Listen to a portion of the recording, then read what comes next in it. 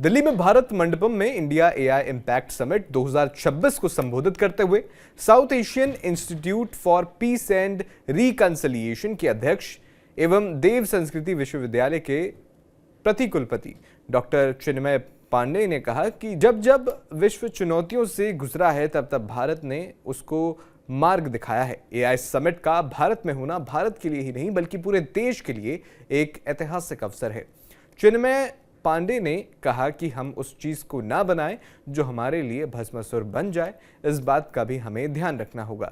देखिए टीवी 9 के साथ चिन्मय पांडे की खास बातचीत। एआई समिट का भारत में होना मैं समझता हूँ भारत अकेले के लिए नहीं बल्कि पूरे विश्व के लिए एक बड़ा ही ऐतिहासिक अवसर है।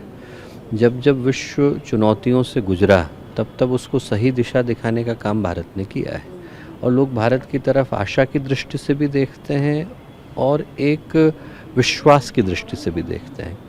एआई, इसमें कोई डाउट नहीं कि आज के समय की सबसे बड़ी टेक्नोलॉजी है। एक्सेसिबिलिटी बढ़ी, इंफॉर्मेशन का आदान प्रदान बढ़ा, मेडिकल, एजुकेशन, गवर्नेंस, वॉरफेयर, ऐसा कोई क्षेत्र नहीं जहाँ पर एआई आज अपने आधिपत्य को दिखा ना रहा हो। पर हम लोग गीता में पढ़ते आए, धूमेना वहति अग्नि यथा दर्शो मलेन च। जहाँ अग्नि है वहाँ धुआं है, जहाँ पर शुभ है वहाँ पर अशुभ है और उस ओर लोगों का ध्यान आकर्षित करना भी हमारा काम है। ट्रस्ट है, मैनिपुलेशन ऑफ द इंफॉर्मेशन है।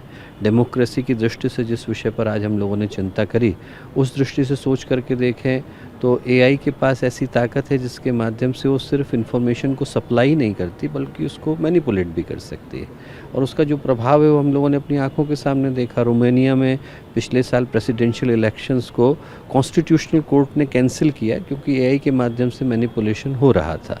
तो ये प्रभाव किसी एक देश पर या एक जगह पर पड़ने वाला नहीं बल्कि हर एक व्यक्ति के ऊपर पड़ने वाला है। तो जो हमारा प्रश्न है वो मात्र ये नहीं कि एआई डेमोक्रेसी को किस तरीके से सपोर्ट करता है बल्कि ये है कि एआई स्वयं डेमोक्रेटिकली यूज़ हो, उसको यूज़ करने का तरीका इंक्लूसिव हो, उसको यूज़ करने का तरीका हर व्यक्ति के अधिकार क्षेत्र में हो।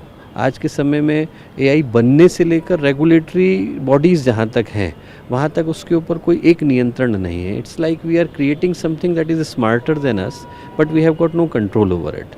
आप यदि आग के साथ खेलने के लिए जाते हैं तो इतना तो इंश्योर ही करते हैं कि आपका अपना खप्पर जो है वो फूस का बना हुआ नहीं है। और आज की तारीख में मुझे लगता है कि जो सबसे बड़ी चुनौती है कि we are trying to play the end game of civilisation but being still stuck at the tutorial level of the wisdom, कि हम लोग किसी चीज़ को बनाते चले जा रहे हैं और जो भारतीय परंपरा में हम लोग भस्मासुर की कहानी पढ़ते आए, हम उस चीज़ को न बनाएं जिसके ऊपर हम लोगों का अपना कोई आधिपत्य या नियंत्रण न हो। जो चुनौती है वो इस चीज़ की है कि हम घोड़ा तो बहुत अच्छा बना रहे हैं पर घुड़सवार को कोई ताकत नहीं दे रहे हैं। आज की तारीख में टेक्नोलॉजी तो बहुत बेहतर है पर टेक्नोलॉजी को चलाने वाले के ऊपर भी उतनी ही मेहनत करने की आवश्यकता है। गलत हाथों में वही चीज़ गई तो दुष्परिणाम जो लेकर के आएगी उसको हम लोगों ने पहले भी देखा। हथियार पुलिस के हाथ में भी जाते हैं और हथियार अपराधी के हाथ में भी जाते हैं। वो जिसके हाथ में जाते हैं उस तरीके का परिणाम लेकर के आते हैं। तो जो महत्वपूर्ण विषय है वो ये कि टेक्नोलॉजी अपने आप में पर्याप्त नहीं होती यदि उसको चलाने की क्षमता सही हाथों में न हो। हम लोगों के पास उत्तराखंड का सबसे बेहतरीन आर्टिफिशियल इंटेलिजेंस का केंद्र है और मैं हमेशा से कहता आया कि विज्ञान और तकनीकी से हमारा कोई विरोध नहीं है। हम लोग उसके अधिकतम उपयोग की बात सोचते हैं पर अधिकतम सदुपयोग की बात सोचते हैं।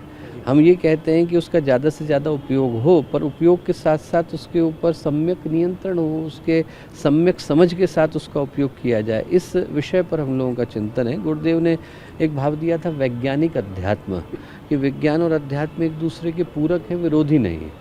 बाहर का विकास करना हो तो विज्ञान की आवश्यकता है, आंतरिक संतोष को ढूंढना हो तो अध्यात्म की आवश्यकता है। परमाणु वही है, उससे आप ऊर्जा बनाते हैं कि बम बनाते हैं, आपके ऊपर लाई करता है।